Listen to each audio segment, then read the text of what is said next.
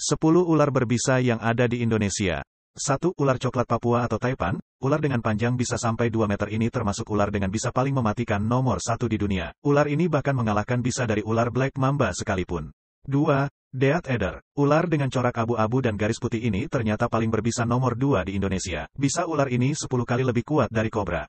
Death Adder sendiri tersebar di Australia, namun ternyata ditemui juga di Indonesia yakni Papua. 3. Ular putih Papua. Ular yang banyak berhabitat di Papua ini memiliki bisa yang sangat mematikan.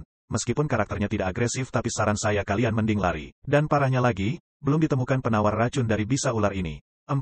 Ular cabe. Ular bertubuh kecil mungil ini ternyata punya bisa yang lebih mematikan dari kobra. Ular ini terdapat beberapa spesies. Namun yang pasti jika kalian melihat ular bertubuh kecil dengan warna indah, mending kalian kabur secepat-cepatnya. Ingat bro, bukan berarti ular cabe ini tinggal di pohon cabe. Ular cabe hanya penamaannya saja.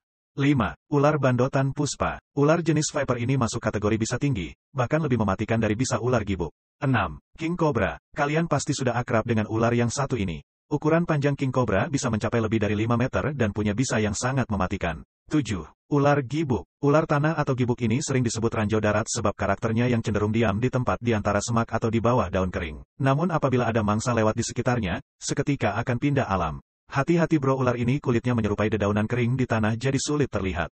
8. Kobra Jawa. Ular ini masih saudara King Cobra namun memiliki badan tidak sebesar King Cobra. Kepala ular ini juga bisa mengembang seperti sendok. Uniknya lagi Kobra Jawa mampu menyemburkan bisa yang berakibat fatal jika terkena mata ataupun pada luka terbuka.